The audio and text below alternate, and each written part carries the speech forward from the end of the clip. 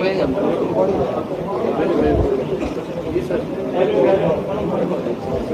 जी, role है ना?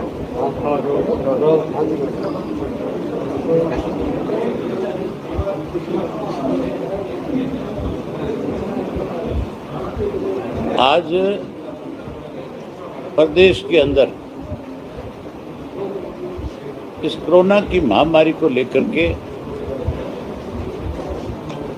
मुख्यमंत्री के, स्वास्थ्य मंत्री के और अलग अलग मंत्रियों के बहुत सारे बयान आए और बहुत चिंता व्यक्त कर रहे हैं इस बात को लेकर के कि महामारी दिनों दिन बढ़ रही है और इसको काबू पाने के लिए भी बड़े बड़े बयान दिए जा रहे हैं। इन्होंने पहले तो इस कोरोना की आड़ में किसान को लूटा और बर्बाद किया। आज भी किसान की गेहूं की फसल जो है मंडियों में रुल रही है, ना बारदाना है, ना कोई खरीदने वाला है और ना ही किसान की कोई पेमेंट करने वाला है। वहीं आज ऐसी हालत है हमारे प्रदेश की कि ना ऑक्सीजन है, ना इंजेक्शन है और ना ही कहीं बेड है। जबकि सरकार की ये जिम्मेवारी बनती थी बहुत पहले से इस बात को लेकर के अखबारों में, टीवी में, सब जगह इस किस्म की खबरें थी कि इंग्लैंड के अंदर जो दूसरा स्ट्रेन आया था, जो यूरोप में दूसरा स्ट्रेन आया था, उससे हर आदमी चिंता व्यक्त कर रहा था। हर आदमी ये कह रहा था कि ये बहुत खतरनाक है, इससे बहुत ज़्यादा बड़ा नुकसान हो सकता है। और हमारे यहाँ पे भी उस दौरान लंदन से बहुत सारे केसेज आए थे क्योंकि बहुत सारी फ्लाइटें शुरू हो गई थी और केस बहुत सारे मिले। उसी वक्त समय रहते हुए सरकार को उन सब चीज़ों को कंट्रोल करना चाहिए था ताकि ये बीमारी और आगे ना बढ़ सके। इनकी लापरवाही की वजह से, इनकी गलत सोच की वजह से, गलत पॉलिसी की वजह से आज जो है लोगों के सामने बहुत बड़ी समस्या खड़ी होगी। सरसा जिला के अंदर मेरी जो जानकारी है 800 इंजेक्शन आए थे परसों और वो इंजेक्शन जो है आज बाजार में उपलब्ध नहीं है। मैंने जब अधिकारियों से इसके बारे में पूछा, सीएमओ से जब पूछा तो उनका जवाब था कि जी हमारे पास इंजेक्शन नहीं है। इन्होंने तो वो इंजेक्शन भी जो है जो लोगों को लगा करके कहीं उनका इलाज करना चाहिए था, यहाँ से ले जा करके दिल्ली में ब्लैक में बेच दिए। ये तो आज जो है सरकार में बैठे लोग जो है मौत के सौदागर भी बन चुके हैं। ऑक्सीजन के सिलेंडर की जो है ब्लैक मार्केटिंग है। आज लोग ऑक्सीजन के लिए तड़फ रहे हैं लेकिन सरकार को कोई चिंता नहीं है स्वयं बयान देने की। मुख्यमंत्री अब कहता है कि मैं रोहतक के अंदर 1000 बेड का हॉस्पिटल बना दूंगा। मेरा फोन लेट गाड़ी में से, मैं आपको कल का ही वहाँ का जो एमएस है उसका जो है नोटिस लगाया हुआ है मेडिकल कॉलेज के बाहर गेट के ऊपर, जो आपका पीजीआई है उसके ऊपर। उसने उस पर साफ लिखा है, ये तो 1000 बेड बनाने की बात करते हैं और उस नोटिस में ये लिखा हुआ है कि हमारे पास ऑक्सीजन नहीं है, इसलिए हम असमर्थ हैं। कृपया हमारे यहाँ पे कोविड का कोई मरीज लेकर के ना आए। जिस हॉस्पिटल में, जिस मेडिकल कॉलेज में जो हमारे प्रदेश की सबसे बड़ी ऑक्सीजन है, यहाँ आदमी ये उम्मीद लेकर के जाता है कि पीजीआई में तो हमारा इलाज हो जाएगा। वहाँ का एमएस ये लिखता है, बोर्ड लगाता है नोटिस लगाता है और मुख्यमंत्री बयान देता है कि मैं 1000 बेड वहाँ बनाने जा रहा हूँ, 500 बेड हिसार में बनाने जा रहा हूँ, 500 बेड कहता है पानीपत में बनाने जा रहा हूँ। बातें तो बहुत बड़ी बड़ी है, लेकिन हकीकत में ये है कि इनका दिवालिया पिट गया। ये लोग जो है अखबार में केवल अपनी खबर छपवा करके, बड़े बड़े पोस्टर दे करके कहीं लोगों को गुमराह कर रहे हैं। ये वो नोटिस है। इस नोटिस को तुम अपने कैमरे में कैद करो और दिखाओ सबको कि क्या हालत है आज की सरकार की। इस सरकार में बैठे जिन लोगों को बड़ी जिम्मेवारियां सौंप रखी है, वो आज किस तरह के नोटिस चिपका रहे हैं। मैं आपको पढ़ के और सुना देता हूँ। इसमें साफ लिखा है कि ऑक्सीजन की कमी की वजह से और मरीजों को भर्ती नहीं कर सकते। असुविधा के लिए खेद है। पीजीआई एमएस रोहतक, ये नोटिस लगा हुआ है वहाँ पे बोर्ड पे। तो फिर आप ये मान के चलो कि अगर हमारे पीजीआई की हालत है तो हमारे जो जनरल हॉस्पिटल हैं उनके तो हाथ खड़े हैं। स्वास्थ्य मंत्री अनिल विज भी यही दावा कर रहे हैं, हालांकि अब ऑक्सीजन की कमी से हॉस्पिटलों में अचानक मौत बढ़ चुकी है। तो ऐसे में क्या करना चाहिए वो आपके हिसाब से? विज साहब को लोगों से माफी मांगनी चाहिए, इस्तीफा देना चाहिए। ऐसी सरकार को सत्ता में रहने का एक दिन भी अधिकार नहीं है। जो आम लोगों को मूलभूत सुख सुविधाएं तो बहुत दूर है, ये तो इमरजेंसी सुविधाएं देने की बात है। ये देना तो सरकार का कर्तव्य है। सरकार को सारे कामकाज छोड़ करके केवल इस बात पे ध्यान देना चाहिए। ये तो हमारा मुख्यमंत्री तो प्रधानमंत्री की तरह मन की बात करता है। ये नई चीज सीख गया, नई नई बातें बोलने लग गया, एक घंटे स्पीच देने लग गया। बजाय स्पीच देने के मुख्यमंत्री को अपनी जिम्मेवारी निभानी चाहिए।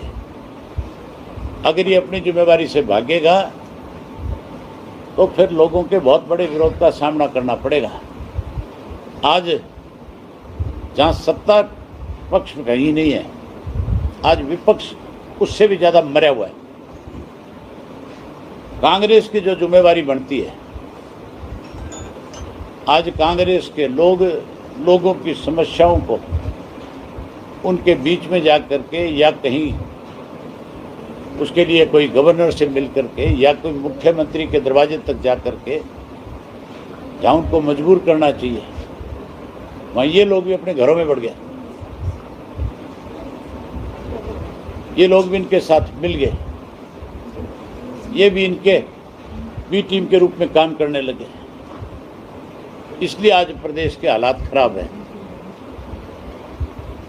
आज दिल्ली से भी ज़्यादा बुरी हालत हमारे हरियाणा की है, जहाँ कहीं कोई किसी हॉस्पिटल में बेड नहीं उपलब्ध है।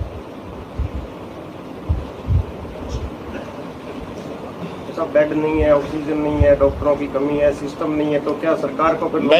मैंने पिछला जब कोविड आया था, अपने यहाँ यूनिवर्सिटी के अंदर जो हमारे चौधरी देवीलाल जननायक चौधरी देवीलाल इंस्टीट्यूट जो है, उसमें 100 बेड का हॉस्पिटल है। मैंने सरकार को मुफ्त में उपलब्ध कराया था। आज भी मेरी तरफ से ये कहा हुआ है, लेकिन दिवालिया पिटा हुआ है, उसमें भी राजनीति कर रहे हैं। लोगों का इलाज कराने के बजाय राजनीति करने में लगे हुए। ऑक्सीजन नहीं है, ना वैक्सीन है, फिर बीमारी कैसे रुकेगी? लोग तो ज़्यादा परेशान हो गए, कल ही बड़े परेशान हो गए। ये सरकार की जिम्मेवारी है, इन सारी चीज़ों को उपलब्ध करवाए, लेकिन सरकार में बैठे लोग तो दवाइयों को भी बेचने का काम कर रहे हैं। ऐसे में हर आदमी को अपने आप को सुरक्षित रखना पड़ेगा, अपने आप को ही बचाना पड़ेगा। इस सरकार का दिवालिया पिट गया। इस तरह से मद्रास कोर्ट ने कहा है कि चुनाव आयोग है, उनमें मुकदमा दर्ज होना चाहिए, हत्या का मुकदमा दर्ज होना चाहिए, परिणाम रोक सकते हैं कि उन्होंने आपत्ति नहीं जताई, रैलियां करते रहे और अब संक्रमण इतना बढ़ गया कि हर दूसरा आदमी चपेट में आता जा रहा है। जहाँ चुनाव आयोग पे हाई कोर्ट ने इस तरह की बात कही है, वहाँ उन नेताओं के खिलाफ भी मुकदमे दर्ज होने चाहिए जिन्होंने भीड़ इकट्ठा करी है, जिन नेताओं ने कोविड का उल्लंघन किया है, जिन लोगों ने अपनी राजनीतिक रोटियां सेकने के लिए अपने आदेशों की धज्जियां उड़ाई है, उनके खिलाफ पर्चे दर्ज हों।